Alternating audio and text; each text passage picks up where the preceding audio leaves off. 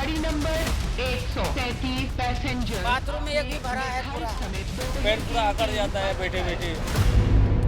Railway की कमाई, सुविधाओं की पड़ताल। ये नल लगभग ना के बराबर चल रहा है और गंदगी देखोगे तो आप यहाँ आपको गंदगी देखने को मिलेगी। यहाँ पर गुटखा जो है वो यहाँ पर आपको देखने को मिल जाएगा। मुनाफे में रेल और यात्रियों का बुरा हाल।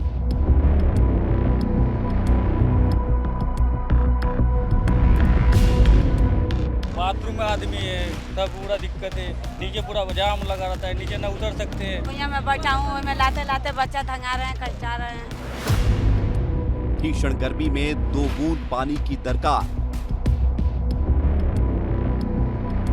पानी अभी तो रेलवे स्टेशन पर कहाँ मिल रहा है। ये ठंडा पानी लिखा हुआ है, ठंडा पानी के नाम पर ये बंद हुआ है। ये देखिए, ये बंद हुआ है, पीने लायक नहीं है पानी।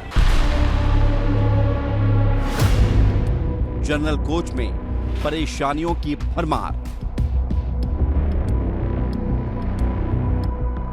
परेशानी बहुत हो रही है, क्या करें, घर तो जाना पड़ेगा ना। भीड़ है बहुत, कैसे खड़े रहेंगे। देख रहे हैं कि कहीं जगह है नहीं पैर धरने के लिए। जब सीट नहीं मिलती है तो आप देख सकते हैं कि बाथरूम के अंदर बैठकर वो घंटों उसी तरह सफर करते हैं।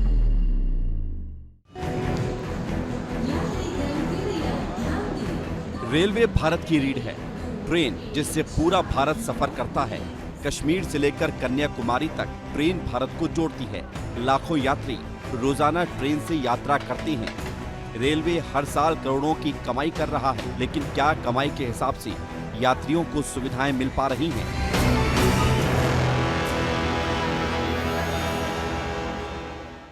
भारतीय रेलवे को देश की लाइफलाइन कहा जाता है। रोजाना करोड़ों लोग इन ट्रेनों में सफर करते हैं और सफर के दौरान उन्हें बहुत ज्यादा परेशानियों का सामना करना पड़ता है। पानी से लेकर बिजली से लेकर सफर के दौरान इस भीषण गर्मी में उन्हें हर एक चीज के लिए मारामारी करना पड़ता है। आखिरकार क्यों? रेलवे तमाम दावे करती है, लेकिन उसके बावजूद भी यात्री परेशान होता है। आज इन्हीं परेशानियों को हम अपनी रिपोर्ट में दिखाएंगे और बताएंगे कि कैसे लंबे सफर के दौरान भी एक यात्री एक बोतल पानी के लिए भी परेशान होता है।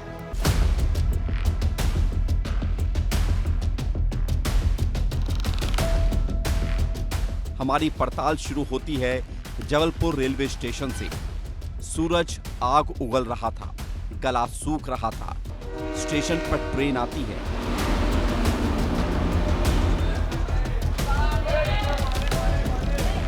भीषण गर्मी में यात्री सबसे पहले उतरकर पानी ढूंढ रहे थे, लेकिन जब वो बोतल लेकर नलों के पास पहुंचे तो नलों से पानी कम, निराशा ज्यादा निकल रही थी।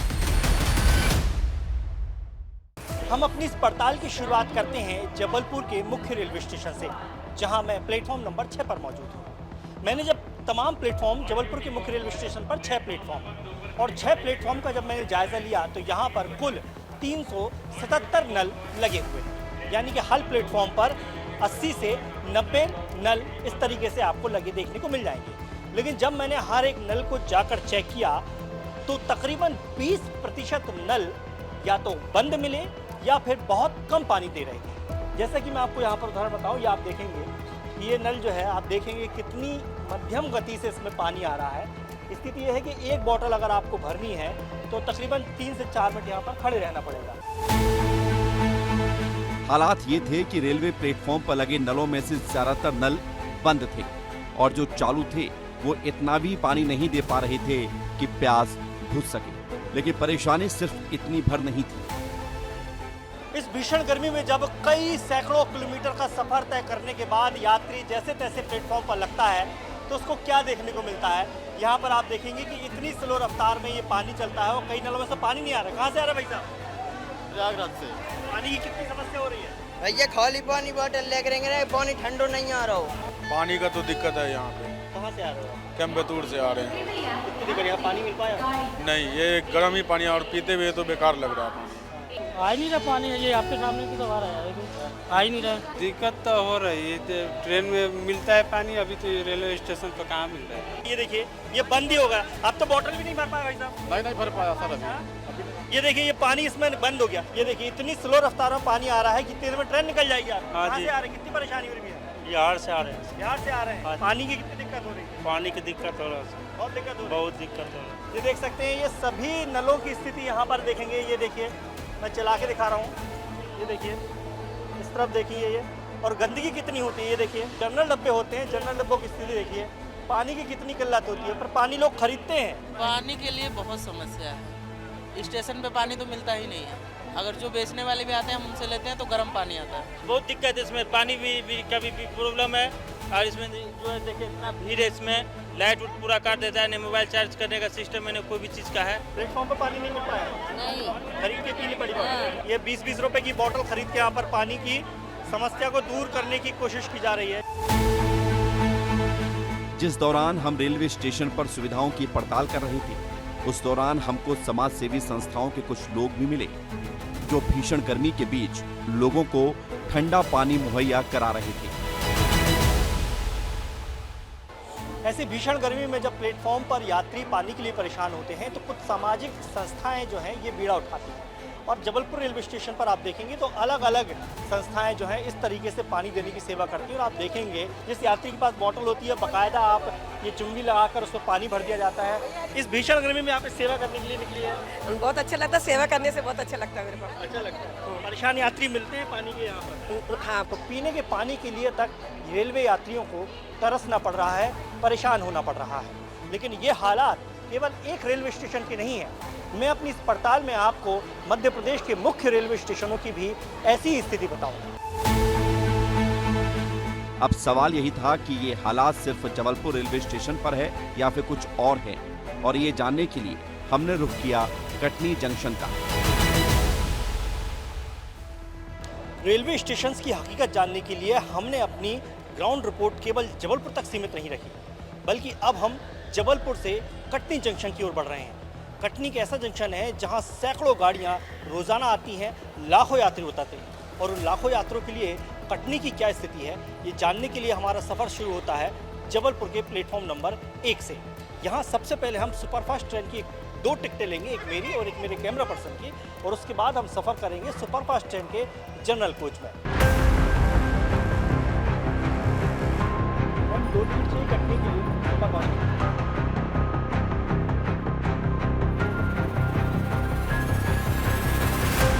टिकट काउंटर से हमने बांद्रा पटना एक्सप्रेस की टिकट ली और इस लंबी दूरी की ट्रेन में सवार हो गए।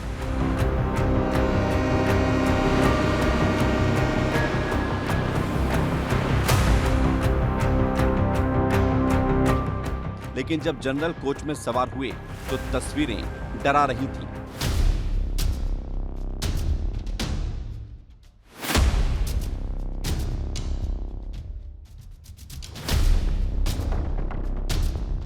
भीषण गर्मी थी, पसीना टपक रहा था और कोच में पैर रखने की जगह नहीं थी। एक कोच में करीब 10 कोच के यात्री सवार थे। कोई बाथरूम के पास बैठा था तो कोई कोच में चादर फंसाकर जैसे तैसे लेटा हुआ था। और जब हमने बात की तो सामने आई सिर्फ और सिर्फ परेशानियां। तो जबलपुर के मुख्य रेलवे स्टेशन से हमारा सफर शुरू हो गया है और हम जा रहे हैं कटनी जंक्शन और बैठे हैं बांद्रा पटना एक्सप्रेस में।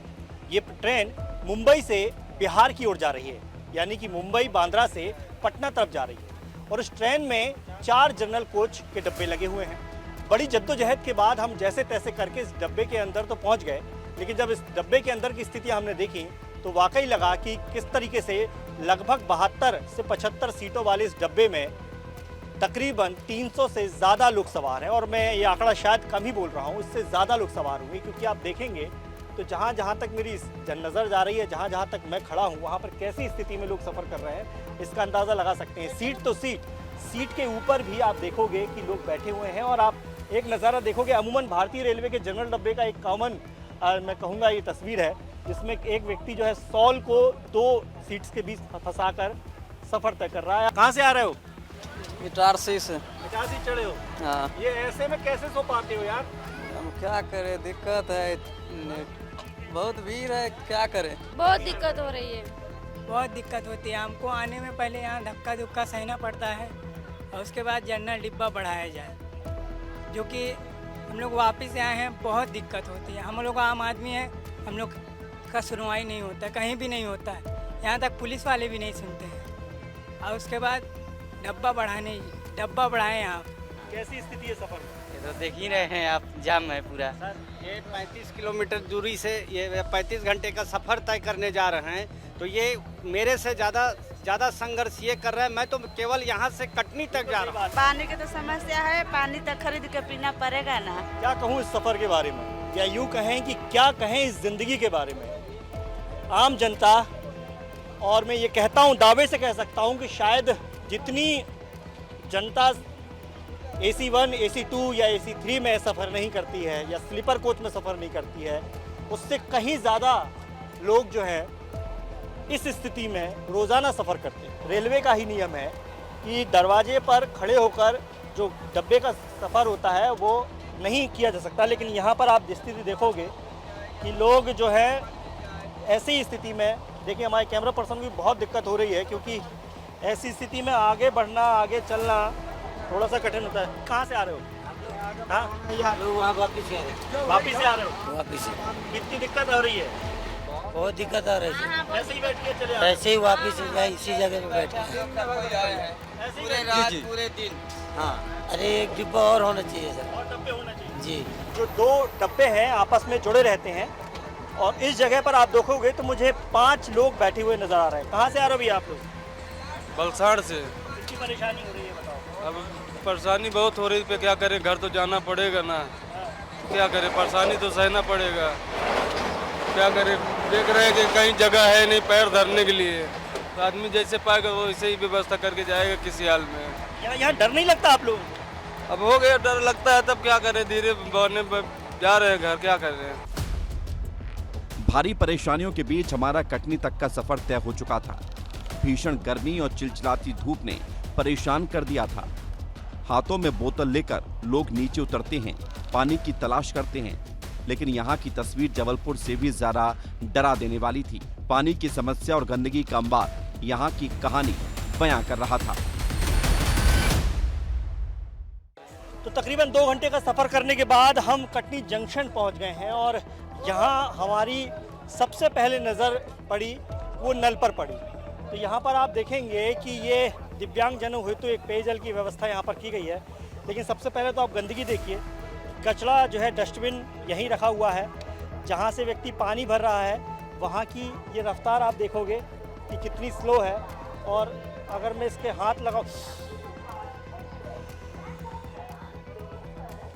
ये जो पानी है ना, इस पानी का टेम्परेचर तकरीबन 100 डिग्री के आसपास होगा, यानी खौलता हुआ अगर मैं पानी कहूँ तो ये पानी है, लेकिन फिर भी ये पानी जो है बोतल में भरा जा रहा है। पैसे नहीं है इसलिए भर रहे भाई मेरे।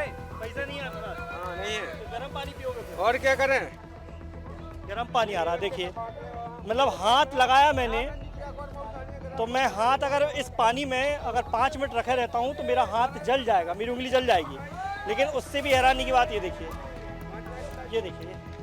ये नल लगभग नाक के बराबर चल रहा है, और गंदगी देखोगे तो आप यहाँ आपको गंदगी देखने को मिलेगी। ये देखिए लोग आ रहे हैं, दौड़ के आ रहे हैं। ये पानी हाथ लगाइए पहले। बहुत कैसा है पानी? बहुत गर्म, हाथ लगाइए जरा। बहुत गर्म पानी है, बहुत गर्म। नहीं भर पाओ। अब होता क्या है देखिए, जहाँ भारतीय रेलवे ने खर्चा करके ये नल लगवाए हैं जो किसी काम के नहीं है, इतनी गंदगी के बीच पानी भरना एक बोतल में संभव नहीं है। अब ऐसे में होता क्या है, होता ये है कुछ जो सामाजिक संस्थाएं हैं वो इस तरीके से लोगों को पानी पिला देती हैं।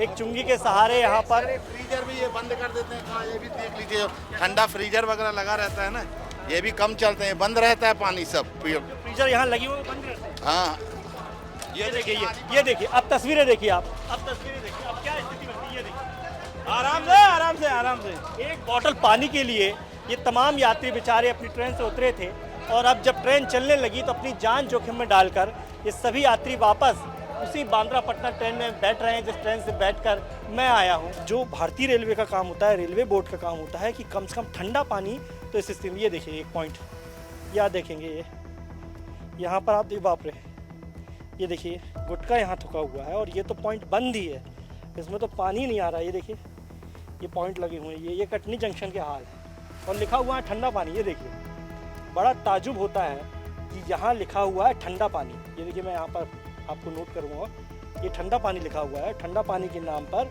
ये बंद हुआ है। ये देखिए ये बंद हुआ है। पानी का संकट, यात्रियों की परेशानी और ठसाठस भरी जनरल बोगी की तस्वीरों के साथ हम जबलपुर लौट आए थे, लेकिन हमारी पड़ताल यहाँ खत्म नहीं हुई थी, बल्कि अब हमने रुख किया प्रदेश के बड़े रेलवे जंक्शन इटारसी का, जहाँ से सैकड़ों ट्रेनें गुजरती हैं और ये सफर इसलिए उम्मीद से शुरू होता है कि सुविधाएं बेहतर होंगी।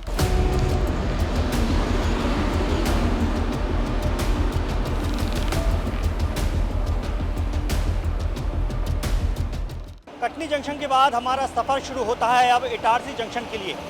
जबलपुर से इटारसी जंक्शन के लिए जाने के लिए हम सफ़र करेंगे सुपौल पुणे एक्सप्रेस में, जो चलती है बिहार के सुपौल जंक्शन से महाराष्ट्र के पुणे जंक्शन की ओर। तकरीबन 2000 किलोमीटर का सफ़र 38 घंटों में पूरा करने वाली इस ट्रेन में हजारों यात्री रोज़ाना सफ़र करते हैं और इस ट्रेन में हमारा सफ़र शुरू होगा जनरल कोच से, जहां हम आपको स्थिति बताएंगे कि कैसे इतना लंबा सफ़र इस ट्रेन में करने वाले यात्रियों को क्या परेशानियां होती हैं।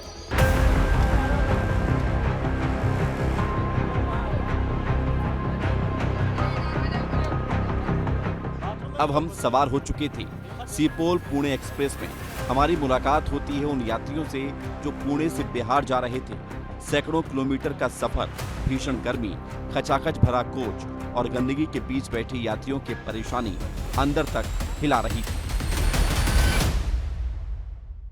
तो सुपौल पुणे एक्सप्रेस के जनरल बोगी में हम बैठ गए। जैसे तैसे करके हम जनरल बोगी के अंदर तो आ गए, लेकिन हालात वही हैं। रूट बदल गया है, ट्रेन बदल गई है, जंक्शन बदल गया है, लेकिन हालात नहीं बदले। सामान रखने वाली जगह पर भी लोग यात्रा कर रहे हैं और किस स्थिति में यात्रा कर रहे हैं आप देखेंगे। ये जो पर्थ होती है ऊपर की, इसमें सामान रखा जाता है, बैग रखा जाता है, लेकिन आप देखेंगे एक शख्स, एक युवक जो है यहाँ पर लेट के जा रहा है। इस तरह के नज़ारे तो हमें जनरल बोगी में आम नजर हो गए हैं कि जब चादर बांधकर व्यक्ति सफ़र करते हैं। मैं थोड़ा सा इस तरफ आपको दिखाऊंगा। देखिए एक सीट में ही अगर मैं नंबर्स की बात करूं, जो रेलवे के नियम कहते हैं, वो एक सीट में 4 लोग बैठ सकते हैं। जैसे इसमें देखिए पॉइंट देखेंगे आप, इसमें 9, 8, 7, 6 यानी कि 4 लोगों के बैठने की ये सीट है। यानी कि 4 इस तरफ, 4 इस तरफ, तो हो गए 8 और इसके बाद 2 लोगों की सीट यहाँ होती है। यानी कि सिर्फ 10 लोग ही इस एक पॉइंट पर बैठ सकते हैं। लेकिन इस वक्त अगर मैं काउंट करके आपको बताऊं कि इस जगह पर कितने लोग बैठेंगे तो आप विश्वास नहीं मानेंगे। ये देखिए ये कम से कम 6 लोग एक सीट पर बैठे हैं दोनों तरफ, तो ये 6 दूनी हो गए 12 ही लोग से ऊपर बैठे हैं लोग। यानी कि जहां पर लोग अपना सामान रख सकते हैं वहां पर भी लोग बैठे हैं। यानी कि 12 दूनी 24 लोग केवल इस पॉइंट पर बैठे हैं। फिर हम सीट की तरफ के नीचे तरफ नज़र डालेंगे तो 24 के बाद होता है 25, 26, वो देखिए एक व्यक्ति वहाँ बैठा है 27। इस तरफ मैं नज़र डालूंगा तो बच्चे यहाँ पर महिला बैठी है 28, 29, 30, 31। एक फिर व्यक्ति मेरे पीछे बैठा है 32। एक महिला यहाँ बैठी है 33। फिर इसके बाद एक व्यक्ति है 34, 35। और अगर हम दो मैं और मेरे कैमरा पर्सन को गिन लें तो यहाँ 36 लोग बैठे हैं। यानी कि जिस जगह पर 10 लोग बैठ सकते हैं उस जगह पर इस वक्त 36 से ज़्यादा लोग बैठकर सफ़र कर रहे हैं। और ये सफ़र 1-2 घंटे का नहीं है, ये 38 घंटे का सफ़र है। कहाँ से आ रहे हो भाई आप? ये हम बिहार से आ रहे हैं, दानापुर से बैठे ऐसे बैठे हैं। तो क्या करेगा, सब तो दिक्कत सहना पड़ेगा, बस यही परेशानी है भैया। देख सकते हैं ऐसे ही ये भी बैठे हैं। आप कहाँ जा रहे हो भाई साहब? पूना पूरे जा रहे हो आप भी? ऐसे ही लेट के जा रहे हो? क्या करेंगे, अब मजबूरी है तो अब क्या करने, जाना तो पड़ेगा ना। बहुत परेशान, ज़्यादा परेशानी हो रही है, भीड़ इतना है कि बोलो। जनरल बोगी में सीट पाना किसी चुनौती से कम नहीं होता है। हम भी जब यहाँ की स्थितियाँ देखें तो जैसे तैसे करके, क्योंकि इटारसी तक का तकरीबन 4 घंटे का सफ़र होता है, हमने भाई लोगों से थोड़ी सी विनती की तो इन्हें ज़रा सी जगह दे दी हमें, लेकिन बातचीत करना इनसे भी बड़ा कठिन हो जाता है। कहाँ से आ रहे हो भैया? बिहार से आ रहे हैं। बिहार से ऐसे ही आ रहे हो? ऐसे ही आ रहे हैं। पूरा दिक्कत है, संडास रूम में भी आदमी भरा है। जनरल डिब्बे के हालात इतने ख़राब होते हैं कि जो यात्री होते हैं जब सीट नहीं मिलती है तो आप देख सकते हैं कि बाथरूम के अंदर बैठकर वो घंटों इसी तरह सफ़र करते हैं। और आप इस समय देखेंगे कि टॉयलेट सीट पर तो कुछ लोग बैठे हैं। कहाँ से आ रहे हो भैया? हम तो सतना से आ रहे हैं। हाँ, ऐसी परेशानी होती है। हाँ ऐसे से बैठे हो यहाँ? 9 बजे से बैठे हैं, 7 बजे से। यहीं बैठे हो? कितनी दिक्कत होती है? बहुत ज़्यादा होते हैं। हाँ? बहुत ज़्यादा। कितने लोग बैठे हो अंदर? 5 लोग। 5 लोग। ये सफ़र घातक भी होता है, जानलेवा भी हो सकता है, क्योंकि इस भीषण गर्मी में, इस भीषण परिस्थितियों में लोग सफ़र करते हैं अपनों के लिए, अपने बच्चों के लिए, अपने परिवार के लिए, और जाते हैं कमाने। लेकिन जब सवाल वही उठता है कि एक तरफ रेलवे कहता है ये है कि हम सब सुविधायुक्त ट्रेनें उपलब्ध करा रहे हैं, स्टेशन चला रहे हैं, तो फिर इस जनता की परेशानी को आखिरकार जिम्मेदार क्यों नज़रअंदाज कर देते हैं? क्यों दशकों से चली आ रही जनरल बोगी की मांग को नज़रअंदाज करते हैं? क्यों जनरल बोगी बड़ी बड़ी ट्रेनों में नहीं बढ़ाई जाती? ये सवाल हमेशा बना रहेगा। ट्रेन इटारसी जंक्शन पहुंच चुकी थी और जब प्लेटफॉर्म पर सुविधाओं की पड़ताल की गई तो समझ आया कि सिर्फ जगह बदली है, प्लेटफॉर्म बदला है, लेकिन यात्रियों की परेशानियां और सुविधाओं की कमी ठीक वैसी ही है जैसे जबलपुर में थी, जैसे कटनी में थी। ये इटारसी जंक्शन है जो मध्य प्रदेश और पश्चिम मध्य रेलवे का सबसे बड़ा जंक्शन माना जाता है, और इस इटारसी जंक्शन से चारों दिशाओं में, भारत की चारों दिशाओं में लंबी दूरी की ट्रेनें आकर रुकती हैं। और अब हम यहाँ के हालात आपको बताएंगे कि किस तरीके से लोग पानी के लिए या मूलभूत सुविधाओं के लिए यहाँ पर तरसते हैं। सबसे पहले आप तस्वीरें देखेंगे कि जब ये इटारसी जो जंक्शन पर जैसे ही ट्रेन उतरी तो किस तरीके से जो लोग हैं वो पानी भरने के लिए बॉटल्स में अपनी उतरे हैं प्लेटफॉर्म पर, और यहाँ पर आप देखेंगे कितनी मारामारी होती है। आप संख्या देखेंगे यात्रियों की, और यहाँ पर नल की संख्या देखेंगे, केवल 4 नल यहाँ पर लगे हुए हैं। बहुत पब्लिक, आम पब्लिक पानी के लिए बहुत मगजमारी है। पूरा गर्म पानी आ रहा है, पीने लायक नहीं है पानी। तो यहाँ पर मुझे कई मीटर चलने के बाद जो पॉइंट्स थे पानी के, उसमें एक जगह हमें नज़र आया वाटर कूलर। लेकिन इस वाटर कूलर में देखेंगे कि यहाँ 2 मशीन रखी गई हैं, 2 मशीन में से एक मशीन में पानी नहीं आ रहा है। ये आप देखेंगे, ये इटारसी जंक्शन के हालात हैं। ये वो जंक्शन है जहाँ पर लाखों यात्री एक दिन में यात्रा करते हैं, इस स्टेशन पर या तो उतरते हैं या चढ़ते हैं। यहाँ पर आप देखेंगे जो तारीख यहाँ पर लिखी गई है, ये 24/4/2026। वाटर कूलर टैंक की सफाई मतलब 2 महीने पहले करीब यहाँ पर हुई होगी, लेकिन सफाई के बाद क्या स्थिति है, ये वाटर कूलर नहीं चल रहा है। देखिए 2 मशीनें यहाँ पर मैंने वाटर कूलर की देखी, लेकिन एक मशीन खराब है। एक मशीन के भरोसे यहाँ पर यात्री बैठे हुए हैं और पानी भर रहे हैं। आप देख सकते हैं कि 2 नल में यहाँ पर दर्जनों यात्री खड़े हुए हैं जो इस पानी को भरने की कोशिश कर रहे हैं। तो वही स्थिति है, वही हालात हैं जो हमने कटनी और जबलपुर के देखे हैं। और ऐसा नहीं है कि रेलवे घाटे में है, ऐसा भी नहीं है कि रेलवे की कमाई बहुत कम है। आप ये जानकर हैरान होंगे कि रेलवे ने कबाड़ से ही करोड़ों की कमाई कर ली है। आंकड़ों पर अगर नजर डालें तो पश्चिमी मध्य रेलवे ने वित्तीय वर्ष 2025-26 में 10% की ग्रोथ की, कबाड़ बेचकर करीब 361 करोड़ रुपए कमाए। बीते साल पश्चिमी मध्य रेलवे से 1159.50 लाख लोगों ने यात्रा की। पश्चिमी मध्य रेलवे की कुल 9111.18 करोड़ का राजस्व मिला है। राजस्व में पिछले साल के मुकाबले 10% से ज्यादा की, या फिर कहें लगभग 11% की बढ़ोतरी हुई है। अगर कमाई ज्यादा है तो फिर सुविधाएं ज्यादा क्यों नहीं?